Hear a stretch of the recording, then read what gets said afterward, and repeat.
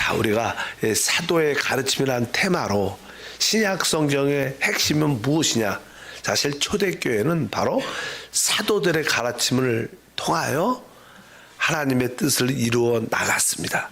사도들의 가르침은 사실 예수 그리스도에 대한 인격과 그분의 역사에 대한 가르침을 의미합니다.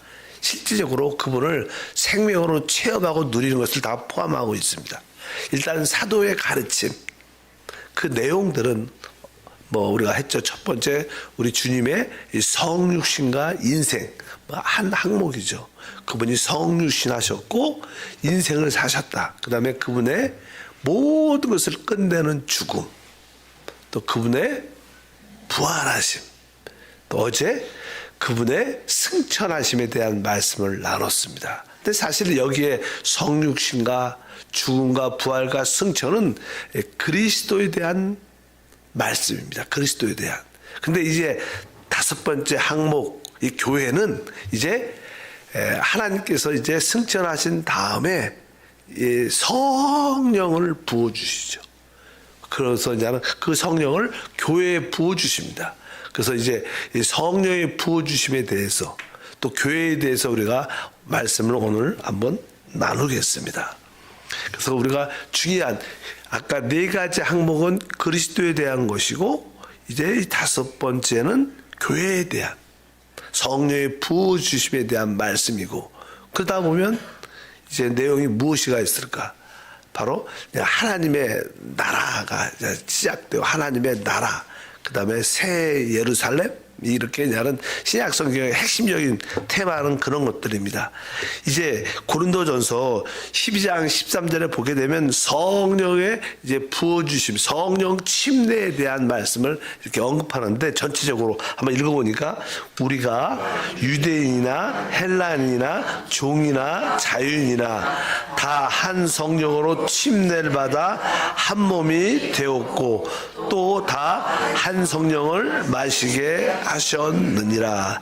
여기에 이제는 성령으로 침례받은 그런 말씀을 하는데 성령으로 침례를 준 이유는 뒤에 보니까 뭐예요? 한 몸으로 한 몸이 되었다. 한 몸으로 그리스도의 몸인 교회 한 몸 안으로 이끌기 위해서.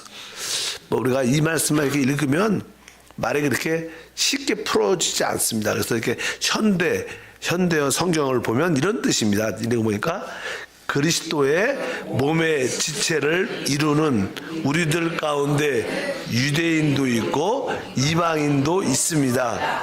노예도 있고 자유인도 있습니다. 그러나 성령께서는 우리를 한데 연결시켜 한 몸으로 만들어 주셨습니다. 우리는 한 성령으로 그리스도 몸에 연결되는 침례를 받았고 모두 한 성령을 받았습니다. 이렇게 읽어보면 좀 쉽죠. 성령 침례의 목적이 무엇인가? 우리를 그리스도의 몸 안으로 우리를 어떻게 다 연결시키기 위해서. 사실 성령이 우리 가운데 부어졌기 때문에 내 안에 성령, 여러분 안에 성령이 사실 영적으로 다 이렇게 연결되어 있는 거죠. 연결. 그래서 우리가 그리스도의 몸인 한 몸 안으로 우리가 이끌어지는 것입니다. 사실 그리스도는 교회의 뭐라 그래요? 머리시고 우리는 그분의 몸이고 우리 각자는 지체지만 우리가 막 각자의 지체들이 성령을 통하여 한 몸 안으로 연결됐다. 이것이 나는 어떻게 보면 우주적으로 보면 그분이 바로 이 큰 새 사람, 우주의 참된 사람, 그분이 우주의 머리고 그리고 우리는 그의 몸으로서 그 새 사람을 구성하는 그것이 사실 우주를 통치하는 새 사람의 그런 역사다. 그래서 오늘 보니까 바로 성령 침례의 실제 영적인 의미는 우리를 그리스도의 몸인 교회 안으로 다 연결시키기 위해서 한 몸이 되기 위해서. 그래서 우리가 계속 교회 안에 한 몸을 이루자 이런 얘기를 많이 하는데 그러한 실제로 우리가 체험할 필요가 있다. 그래서 우리가 교회 안에 있다는 뜻은 무엇인가 늘 강조했던 우리가 영 안에 있을 때 영을 따라 살 때 우리는 그 한 몸 안에 실제 몸 안에 그리스도의 몸의 실제 안에 들어있다. 그 다음에 우리가 생명의 느낌을 따라 영원한 생명의 그 느낌을 따라 순종할 때 우리는 바로 그리스도의 몸 안에 있고, 또 몸은 하나니까 이게 모든 지체들이 하나 안에서 봉사할 때, 하나 안에서 경배할 때 우리는 실제로 그리스도의 몸인 교회의 실제 안에 있는 것이다.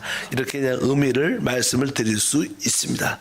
원래 주님께서 나는 승천하시면서 주님께서 제자들에게 말하죠. 너희는 물로, 아니 너희는 몇 날에 못 되어 성령으로 침례를 받게 될 것이다. 예루살렘을 떠나지 말라. 그리고 나 너희에게 성령이 임하시면 너희가 권능을 받고 땅까지 이르러 내 증인이 되리라. 이렇게 주님께서 이제 명령을 하셨죠. 그래서 그들이 이제 예루살렘을 떠나지 않고 이제 마가의 다락방에서 120명 성도가 모여서 10일 동안 간절히 기도하죠. 하나님이 주님께서 약속하신 그 약속을 기대하면서 너희는 몇 날에 못 되어 성령으로 침례를 받게 될 것이다. 그 성령이 오면 땅까지 이르러 내 증인이 될 것이다. 그럴 때 10일이 지날 때 오순절 날이 이르니까 드디어 그 주님이 말씀하신 그 예언의 말씀이 이루어집니다. 우리가 그 내용은 잘 알죠. 사도행전 2장에 기록되어 있습니다. 사도행전 2장에 한번 1절부터 4절에 오순절 날이 이미 이름에 그들이 다 같이 한 곳에 모였더니 호련히 하늘로부터 급하고 강한 바람 같은 소리가 있어 그들이 앉은 온 집에 가득하며 마치 불의 혀처럼 갈라지는 것들이 그들에게 보여 각 사람 위에 하나씩 임하여 있더니 그들이 다 성령의 충만함을 받고 성령이 말하게 하심을 따라 다른 언어들로 말하기를 시작하니라. 그래서 바로 오순절 날 성령의 쏟아 부어주심이 체험되게 됩니다.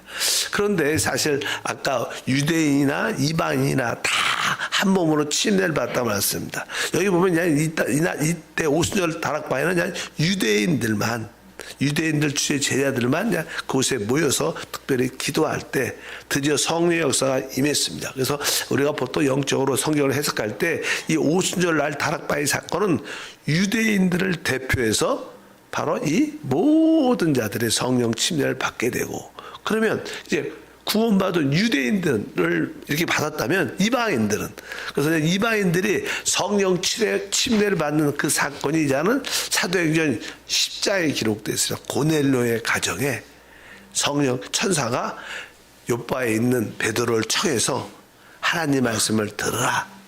그러니까 이 고넬료가 두세 사람을 보내서 베드로를 초청해서 데리고 와서 그 집안이 늘 하나님을 경외하는 그런 가정이었는데 모여서 복음의 베드로의 그 메시지를 들은데 성령이 그들에게 부어지는 거예요.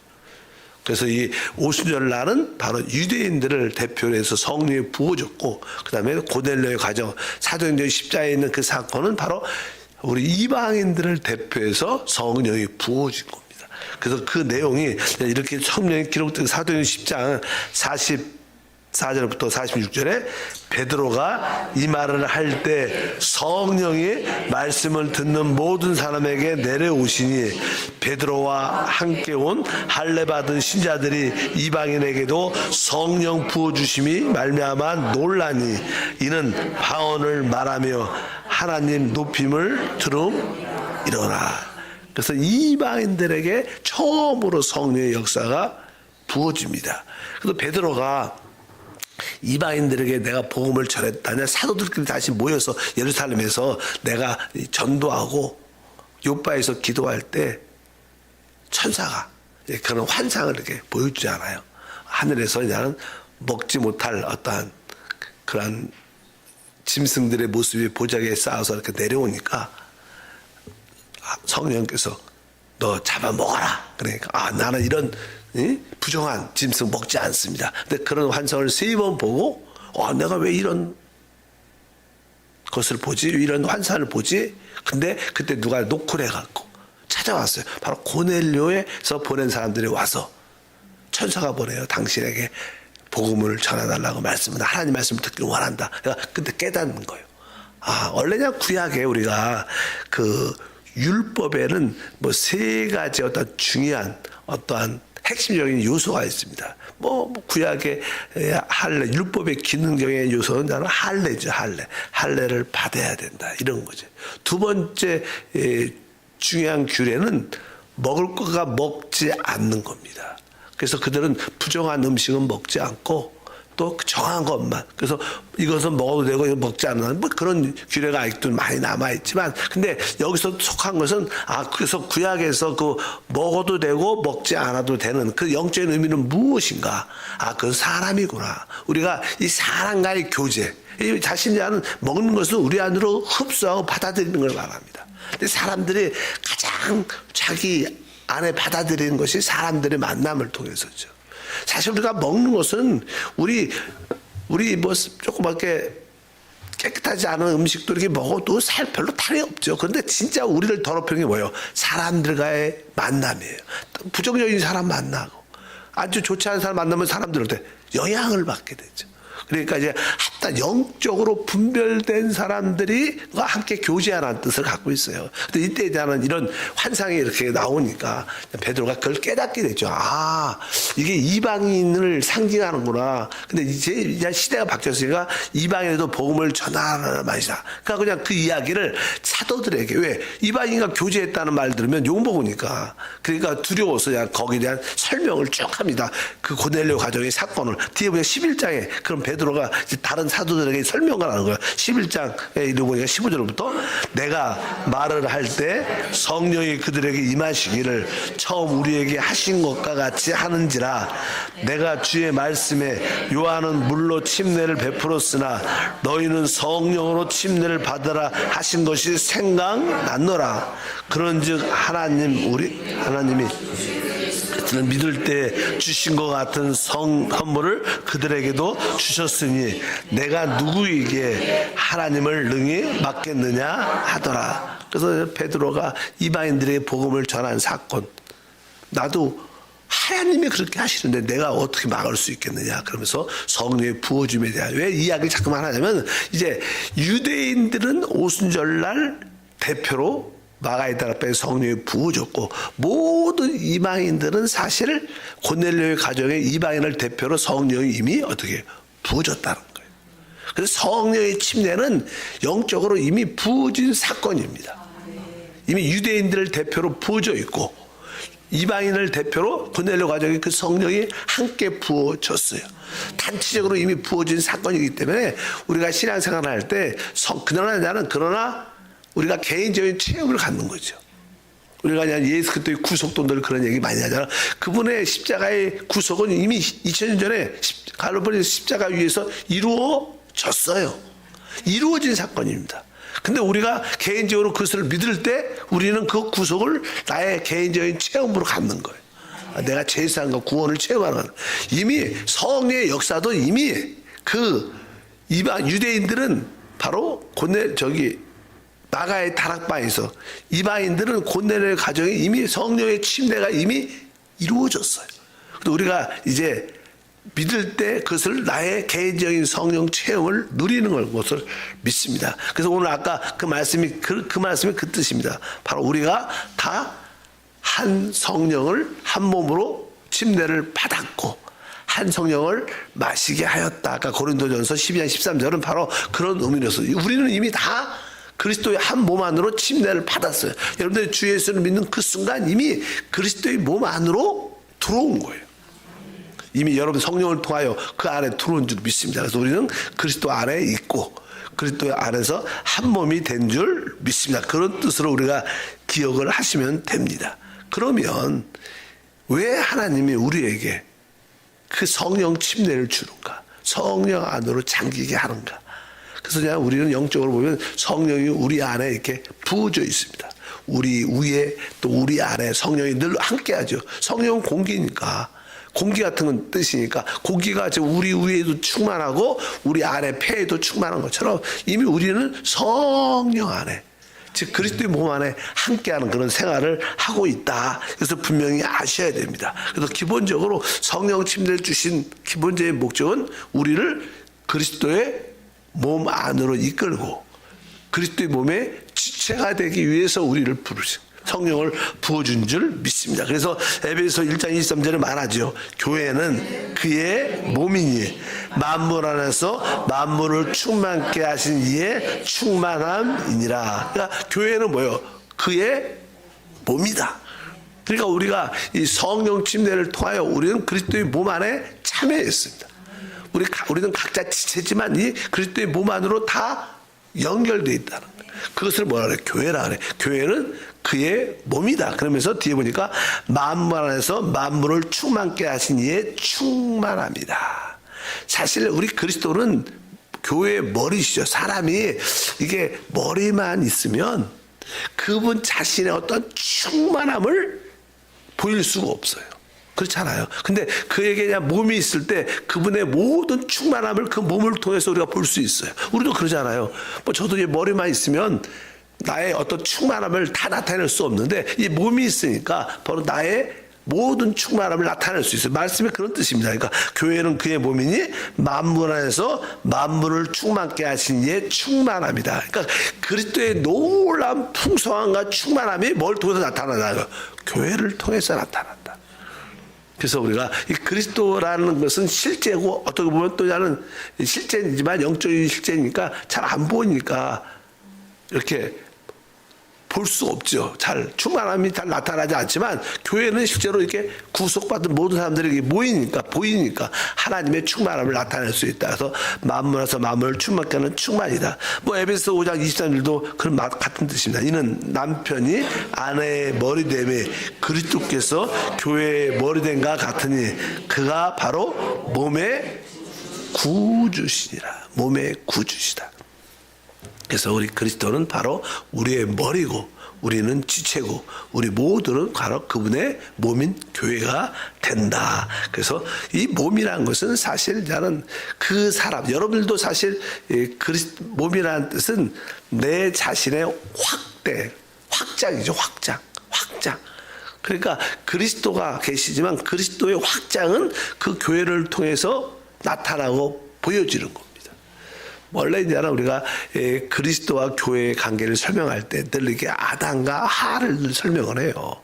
그 아담과 하의 그 하나의 관계는 앞으로 그리스도와 교회의 관계를 설명하는 겁니다. 예표입니다. 예표. 그래서 원래 이제 아담이 창조됐을 때 하나님 볼 때 그가 혼자 있는 것이 하나님 보기에 좋지 않았어요.